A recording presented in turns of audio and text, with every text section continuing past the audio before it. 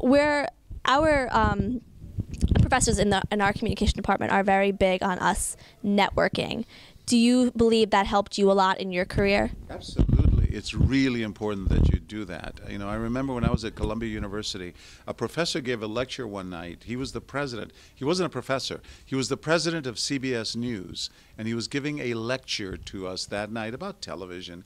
And after the class, I went up to him and I said, "Mr. Salant, I would love to interview you for my master's project," which was not quite true. I wanted to go there to give him my resume. But believe it or not, he said, "Come to my office," and I did this little interview with him, and at the end I gave him my resume, and he looked at me like, you know, "You got me." But he passed on my name to one of his vice presidents, and I was hired to work in Chicago. What I tell students all the time is you have to get internships. My first job in broadcasting was at a radio station, and worse than that, it was a country music station, and I was like 18, and I hated country music at that age. I liked rock music. But you did it. But I did it. And believe it or not, the DJs at the back of the studio had horses that they would use in rodeos and public appearances. You got to be from Texas to understand this. My job, believe it or not, was to feed the horses. For $2 an hour, that was my foot in the door at this radio station. But at night, I would go into the studio and work on my delivery and my diction because I had a heavy Mexican accent. And I knew that I had to get rid of it if I was going to make it in broadcasting. And I did, and that's what you do. You do what you have to do.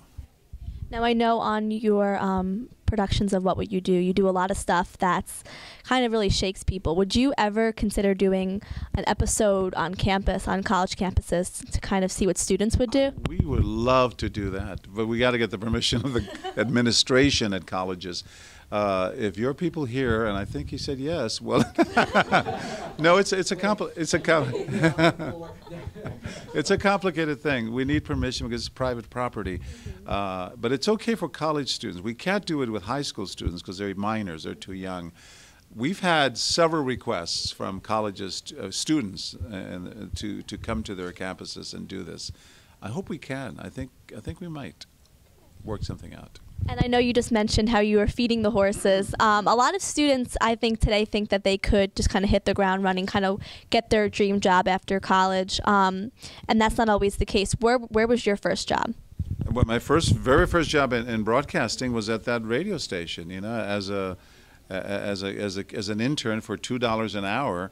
Bringing coffee to the disc jockeys, feeding the horses at the back of the studios, doing whatever they had me do. But I loved journalism so much that I loved ripping wire copy back then and making copies of stories. And then they let me do my first thing on the air, which was a commercial tag. There'd be some nationally produced commercial, and I would get to say something like, "Now available at Walgreens." You know? And I was so excited. I would call on my friends and relatives saying, "You got to listen at 101, but don't blink because you'll miss it."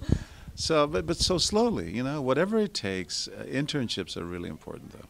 Well, thank you very much. I appreciate that. Thank you. Pleasure.